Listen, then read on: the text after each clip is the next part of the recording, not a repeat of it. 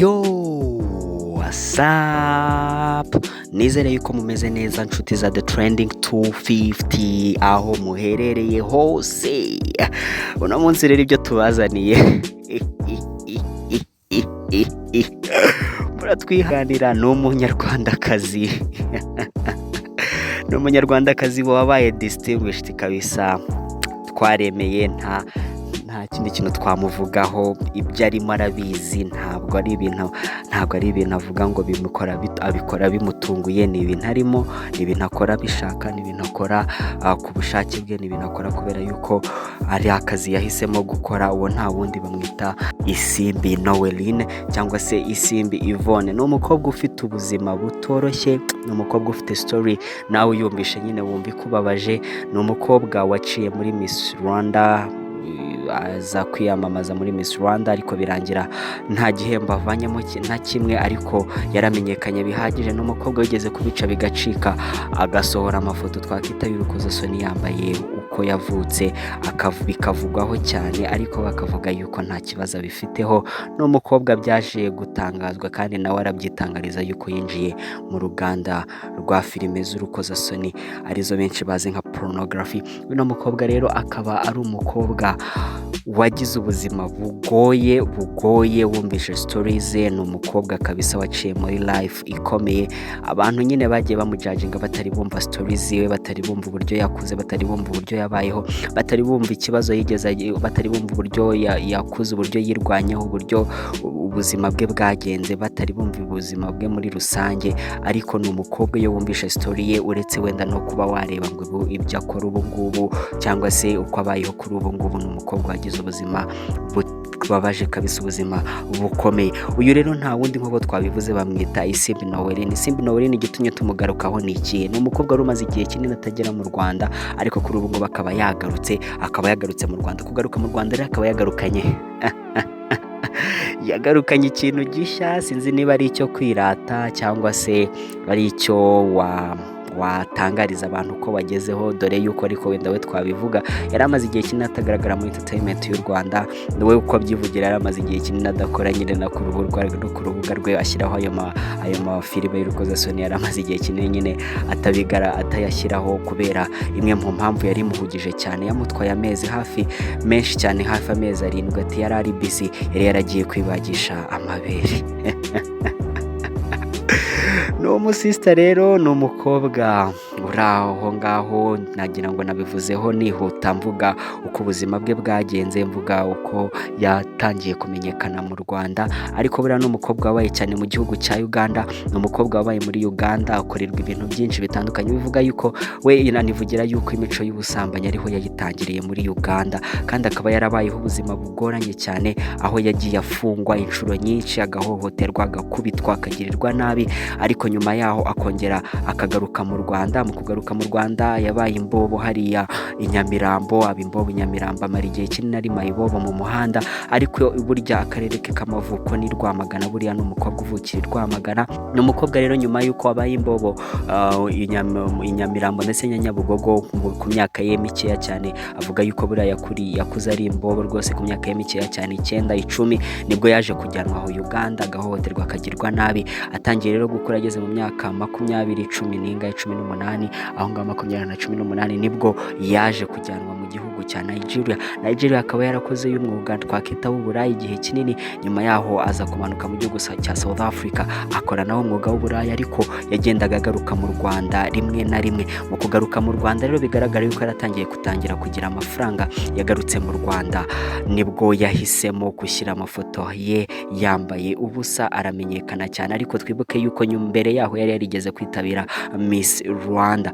Niho rero abantu benshi burya bamumenye cyane ubwo yashyiraga amafoto ye y'urukozasoni hanze, kuko kuza muri Miss Rwanda yego yajemo abantu baramumenya ariko bidakabije. Ariko ashyize hanze amafoto y'urukozasoni nibwo abantu baje kumuvugaho cyane umugore bita Marie Immaculée, dore ko habayeho no guterana amagambo hagati ye na Marie Immaculée. Ariko no mukobwa we aza kwerura yuko rwose ibyo bintu bwa buraya bukoze kuva kera. Ati ubu ngubu noneho akaba yarahisemo kwinjirizwa n'igitsina, dore ko ari nawe bivuga.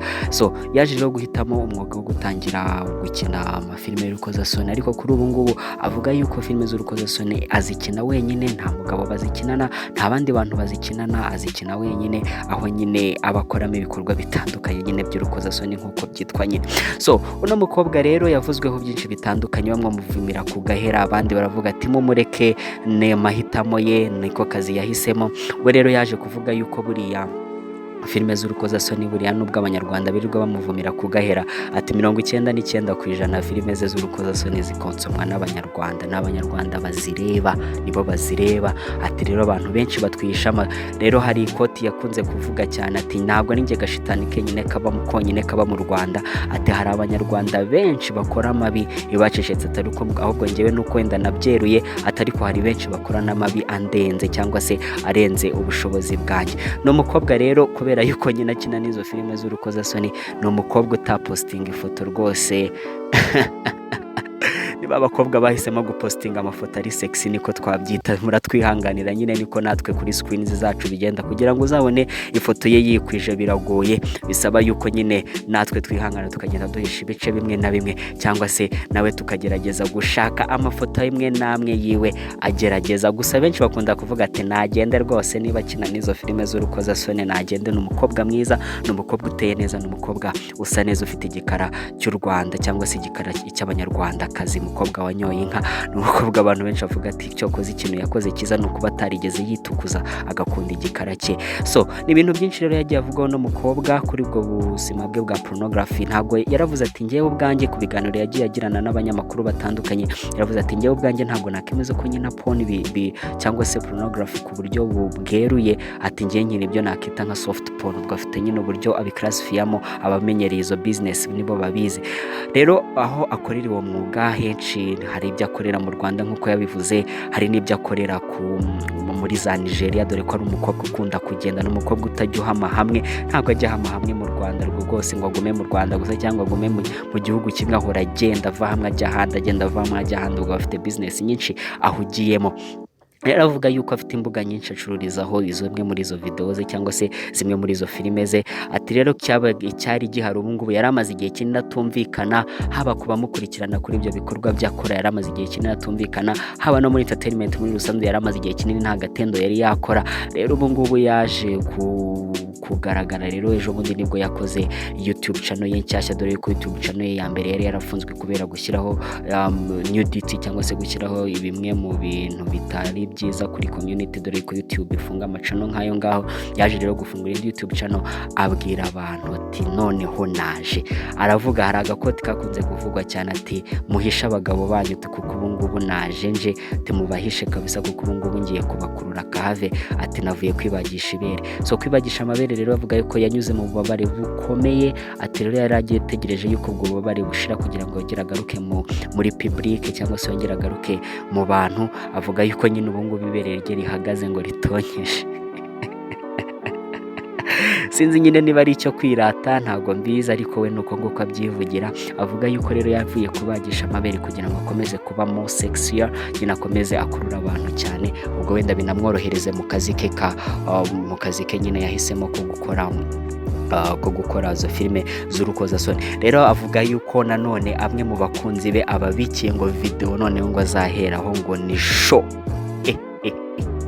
ngo video ngo azaheraho ngo ni show. So rero bamubajije kubyerekeranye n'ababyeyi be ndetse n'umuryango ku cyo baba bavuga kuri izo cyangwa se kuri ubwo buryo akora mu video z'urukozasoni, yavuze ati ngewe nta muntu kwisi niko yivugiye, nta muntu kwisi ushinzwe kuntegeka icyo nkora.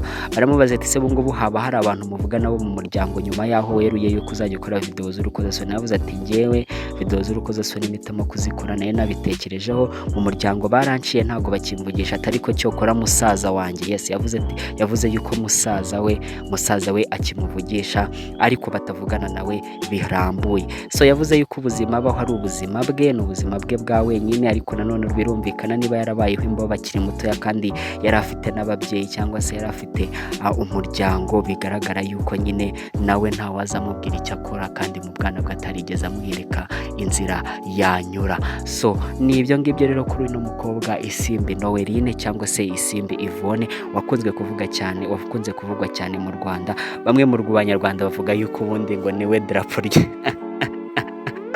reka nicecekere bamwita Isimbi Noeline. Ni amwe mu makuru yaragezweho kuri ubu ngubu. Umukobwa kabisa ngo ibere yaribagishije, ubu ngubu ari fresh, ari so hot. Murakoze cyane ku bitu trending 250. Mwibuke gukora subscribe kandi mwibuke gusangiza inshuti n'abavandimwe zino videos tubagezaho uko bwije nuko bukeye. Kwebwe turabakunda cyane, ibyiza byo biracyaza. Thank you so much.